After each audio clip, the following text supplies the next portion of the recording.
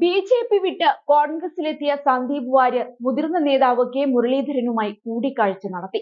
ശ്രീകൃഷ്ണപുരത്ത് നടന്ന പ്രചരണ പരിപാടിയിൽ മുരളീധരനൊപ്പം സന്ദീപ് വേദി പങ്കിടുകയും ചെയ്തു.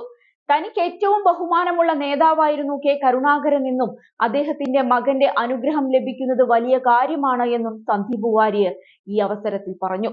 ഞാൻ ബി.ജെ.പിയിൽ നിൽക്കുമ്പോൾ തന്നെ പറഞ്ഞിട്ടുള്ളതാണ്, എനിക്ക് ഏറ്റവും ബഹുമാനമുള്ള നേതാവായിരുന്നു കെ കരുണാകരൻ എന്നത്. കേരളത്തിന്റെ വികസനത്തിന് വലിയ സംഭാവനകൾ നൽകിയിട്ടുള്ള ആളാണ് അദ്ദേഹം.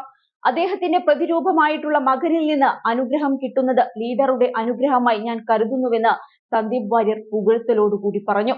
കോൺഗ്രസിൽ ജനാധിപത്യ ബോധമുണ്ട് എന്നും അദ്ദേഹം എടുത്തു പറഞ്ഞു. ശ്വസിക്കാനുള്ള ശുദ്ധവായു ലഭിക്കുന്ന ഒരു സ്പേസാണിത്. പലരും ചോദിച്ചു, എന്തുകൊണ്ടാണ് CPM-ലേക്ക് പോകാതിരുന്നത് എന്ന്. എനിക്ക് വിയ്യൂർ സെൻട്രൽ ജയിലിൽ നിന്ന് കണ്ണൂർ സെൻട്രൽ ജയിലിലേക്ക് ട്രാൻസ്ഫർ അല്ല വേണ്ടത് എന്നാണ് അവരോട് മറുപടി പറഞ്ഞത്. ജീവപര്യന്തം തടവിൽ നിന്ന് മോചനം നേടി പുറത്തു വന്നിരിക്കുകയാണ് താനെന്നും സന്ദീപ് എടുത്തു പറഞ്ഞു. അതേസമയം ശ്രീകൃഷ്ണപുരത്തെ പൊതുയോഗത്തിൽ സന്ദീപ് മുരളീധരനെ വാനോളം പുകഴ്ത്തുകയും ചെയ്തു. മുരളീധരനെ മുരളിയേട്ടൻ എന്ന് അഭിസംബോധന ചെയ്തായിരുന്നു സന്ദീപിന്റെ പ്രസംഗം. ആനയെയും മോഹൻലാലിനെയും കടലിനെയും കെ മുരളീധരനെയും എത്ര കണ്ടാലും മലയാളിക്ക് മടുക്കില്ലെന്നും മലയാളികൾക്ക് ഏറ്റവും ഇഷ്ടമുള്ള 4 പേരാണിതെന്നും സന്ദീപ് പറഞ്ഞു. മുരളീധരൻ സഹോദര തുല്യനാണ് എന്ന് പറയാനും നേതാവ് മറന്നില്ല.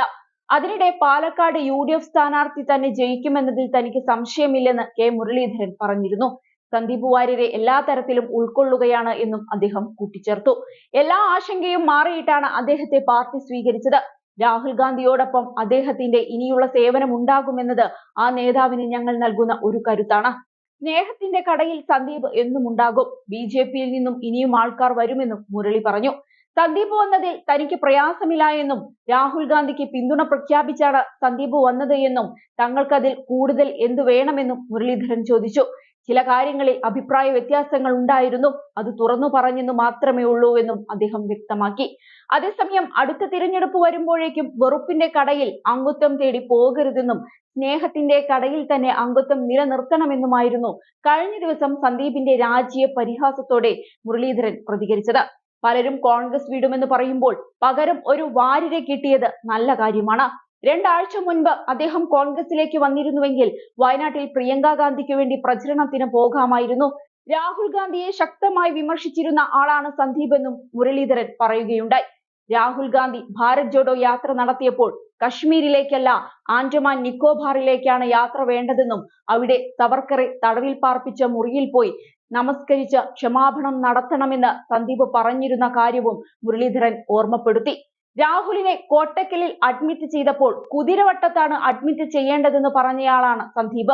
ഗാന്ധിയെ കൊന്നതല്ല, വെടികൊണ്ടപ്പോൾ മരിച്ചതാണെന്ന് പറഞ്ഞയാളാണ് സന്ദീപ് വാര്യർ. അതൊക്കെ ബി.ജെ.പിക്ക് വേണ്ടി പറഞ്ഞതാണെന്നാണ് സന്ദീപ് ഇപ്പോൾ പറയുന്നത്. എങ്കിലും അദ്ദേഹത്തിന്റെ പഴയകാര്യ ചരിത്രത്തെക്കുറിച്ച് ആലോചിക്കേണ്ട കാര്യമില്ല എന്നാണ് മുരളീധരന്റെ വാദം.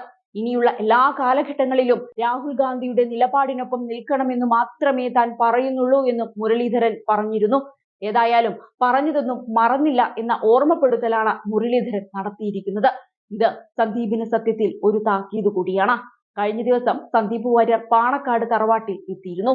KPCCയുടെ നിർദ്ദേശത്തിന് പിന്നാലെയാണ് ഈ സന്ദർശനം. മുസ്ലിം ലീഗ് നേതാക്കൾ ഊഷ്മളമായ സ്വീകരണമാണ് സന്ദീപിന് നൽകിയത്. മുസ്ലിം ലീഗ് സംസ്ഥാന പ്രസിഡന്റ് പാണക്കാട് സാദിഖ് അലി ശിഹാബ് തങ്ങൾ, ദേശീയ ജനറൽ സെക്രട്ടറി PK കുഞ്ഞാലിക്കുട്ടി എന്നിവരുമായി സന്ദീപ് വാര്യർ കൂടിക്കാഴ്ച നടത്തിയിരുന്നു.